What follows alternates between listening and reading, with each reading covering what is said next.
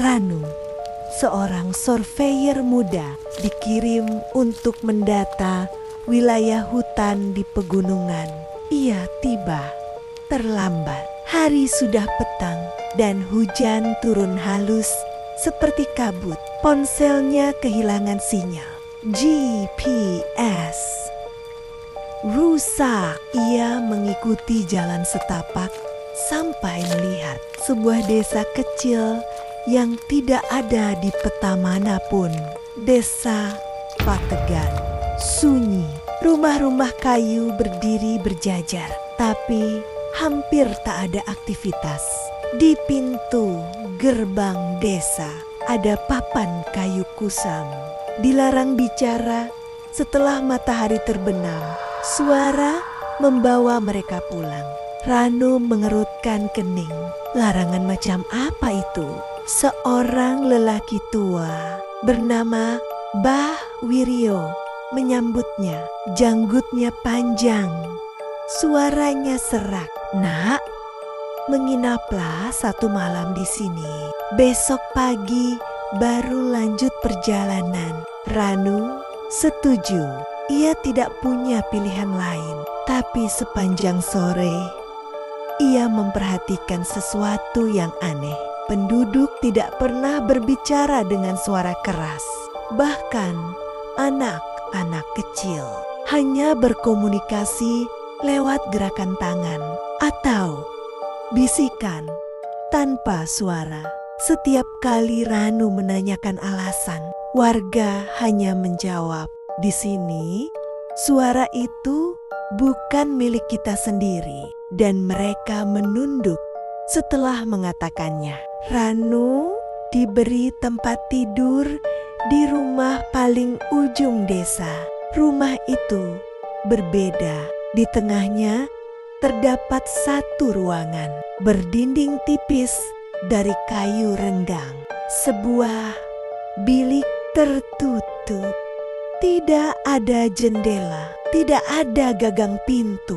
Cuma celah kecil yang seolah dibuat untuk mengintip. Mbah Wiryo berpesan sangat serius. Apapun yang terjadi nanti malam, jangan mendekati bilik itu. Jangan jawab kalau ada yang memanggil. Ranu mengangguk meski hatinya tak tenang. Begitu matahari terbenam, desa mendadak sunyi total. Tidak ada suara ayam, tidak ada langkah kaki, tidak ada angin. Sunyi yang bukan sekadar sepi, sunyi yang terasa menunggu sesuatu. Sekitar pukul 22, Ranu mendengar sesuatu. Pelan, halus, tapi jelas. Seseorang mengetuk dinding bilik dari dalam. Ranu menahan napas. Ia ingat pesan Mbah Wiryo, jangan mendekat. Namun rasa penasaran menggerogoti dan suara itu muncul lagi. Kali ini disertai suara napas. Seolah ada seseorang dalam bilik, dalam ruangan yang seharusnya tidak mungkin dihuni siapapun. Tepat saat Ranu hendak meraih ponsel, suara itu berubah. Ada yang berbicara dari dalam bilik. Pelan, basah, lambat. Seolah baru pertama kali belajar memakai suara manusia. Kamu pendatang. Ranu terkejut. Suaranya bukan suara laki-laki, bukan wanita. Seperti suara yang belum sempurna menjadi apapun. Ranu mundur selangkah. Suara itu terdengar lagi. Sudah lama tidak ada yang bisa kudengar. Ranu merinding hebat. Ia menempel pada dinding, takut untuk bergerak. Suara dari bilik kini memanggil namanya. Ranu membeku. Ia tidak pernah memperkenalkan nama pada siapapun di desa itu. Pelan-pelan, suara dari bilik menyeret sesuatu, seperti tangan memukul dinding dari dalam. Kayu bilik bergetar. Ranu menutup telinga, namun suara itu terus memanggil. Ranu, sini, dengarkan aku. Ranu tak kuat. Ia berlari ke pintu depan dan menguncinya. Tapi tepat ketika ia menutup mata, dari dalam bilik terdengar suara sesuatu berdiri pelan tapi tinggi sekali. Pagi hari, semua warga tampak kelelahan. Ketika Ranu bertanya, mereka hanya menjawab dengan sisa suara. Saat kamu bicara keras, mereka bangun.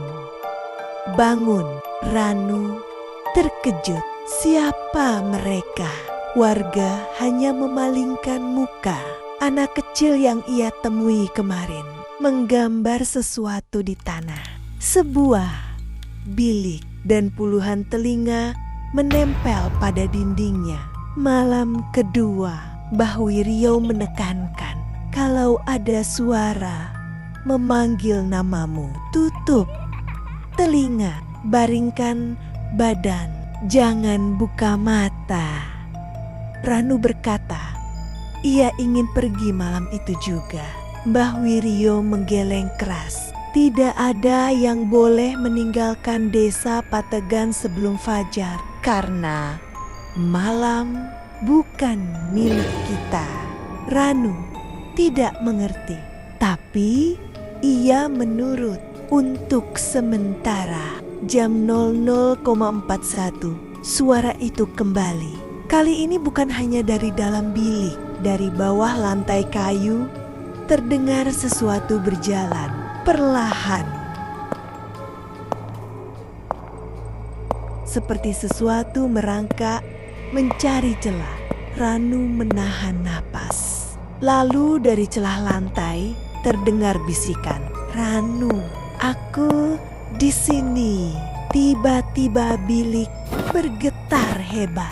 Pintu depannya berderak. Seluruh dinding rumah menjerit. Seakan ada yang mengusap seluruh permukaannya dari luar. Ranu merapat ke kasur, memandang ke arah bilik yang samar dalam gelap. Dari celah kecil, bilik terlihat sepasang mata. Tidak bulat, tidak manusiawi. Lebih mirip bayangan mata yang mengintip dari balik sesuatu yang jauh lebih gelap dari malam. Ranu menatap mata itu. Salah, karena setelah ia menatap, suara itu terdengar jelas. Aku sudah melihatmu. Celah bilik sedikit terbuka. Angin dingin keluar, membawa bau kayu basah. Lalu dinding rumah bergetar, seperti ada yang berjalan di baliknya, mengitari, mencari, mendekat. Terima kasih sudah mendengarkan aku, karena sekarang aku bisa mendengarkanmu. Ranu membeku. Dia sadar makhluk dalam bilik bukan ingin keluar. Ia ingin mendengar suara seseorang untuk bisa mengikuti suara tersebut. Dan suara itu kini mengenalnya. Saat matahari muncul, semua suara berhenti. Mbah Wiryo membuka pintu kamar Ranu dengan wajah pucat. Nak, kamu harus pergi sekarang sebelum malam menjelang lagi. Ranu mengangkat ransel, tapi saat ia keluar rumah, ia terdiam. Semua warga berdiri mengelilingi rumah itu, memandangnya tanpa suara. Sebagian wajah mereka penuh ketakutan, sebagian lagi penuh belas kasihan. Mbah Wiryo hanya berkata, "Kalau kamu masih bisa keluar dari hutan, jangan sekalipun berpaling kalau ada yang memanggil." Ranu ingin bertanya, namun lidahnya kaku. Ia melangkah pergi. Saat melintasi gerbang desa, angin membawa suara lirih, suara dari bilik jauh namun jelas. "Ranu, jangan pergi." Ranu mempercepat langkah, namun suara itu terus mengikuti. Semakin dekat, semakin jelas, seolah berjalan tepat di belakangnya. Meski tidak terdengar satu pun langkah kaki, Ranu berjalan cepat menyusuri hutan. Lututnya gemetar setiap kali suara itu kembali memanggil dari belakang. "Ranu, tunggu. Aku ingin mendengarmu lagi." Ia tidak menoleh. Tidak boleh. Pikirannya hanya satu.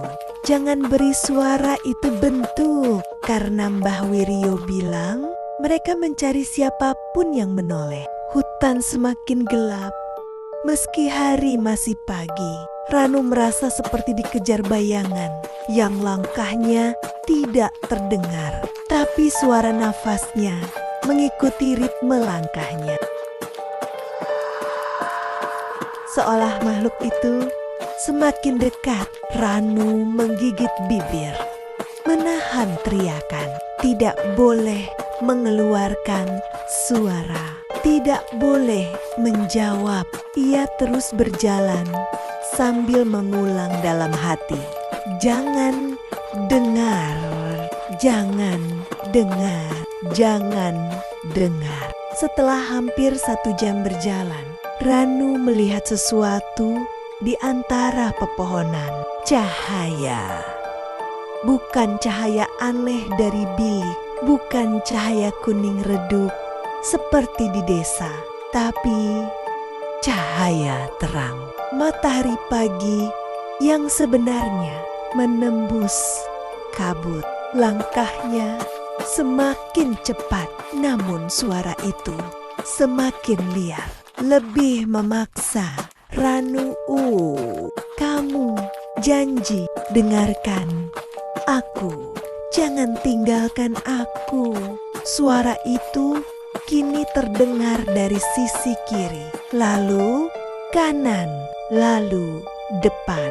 Seakan makhluk itu bisa bergerak tanpa tubuh. Ranu berlari, dan saat ia hampir mencapai batas hutan, suara itu berubah menjadi jeritan rendah, patah, penuh kecewa. "Jangan buat aku sendiri lagi." Tanah di belakangnya bergetar seperti sesuatu yang sangat tinggi berdiri. Ranu tidak menoleh. Ketika ia melewati garis pohon terakhir, semua suara hilang. Tidak ada bisikan, tidak ada napas. Hening. Ranu terjatuh berlutut di jalan tanah, terengah-engah, namun selamat. Beberapa penduduk desa tetangga menemukannya. Wajahnya pucat, tubuhnya dingin, tapi tidak terluka. Mereka mengantarnya ke pos jaga. Saat Ranu meminta ponsel untuk menelepon bantuan, seorang petugas bertanya, "Kamu dari mana, Mas?" Ranu menjawab lemah, "Dari desa Pategan." Petugas itu saling berpandangan heran. "Mas, sejak dulu daerah sini tidak pernah punya desa bernama itu." Ranu hanya diam. Ia tidak ingin berdebat, tidak ingin kembali mengingat suara itu. Yang ia tahu, ia berhasil keluar. Ia selamat untuk sekarang. Seminggu kemudian, Ranu kembali bekerja. Ia tinggal di kota, jauh dari pegunungan. Suara itu tidak pernah muncul lagi, tapi Tapi kadang saat malam terlalu sunyi, saat semua lampu mati, ia mendengar sesuatu di dinding kamar. Sangat halus, hampir tak terdengar. Mungkin hanya imajinasinya, atau mungkin bukan. Sebuah suara kecil, seolah dari balik bilik yang jauh sekali. Suaramu masih milikku. Ranu menggenggam ponsel dan menutup telinga. Namun ia masih selamat. Karena ia tahu satu hal, selama ia tidak menjawab, mereka tidak bisa menemukan jalannya.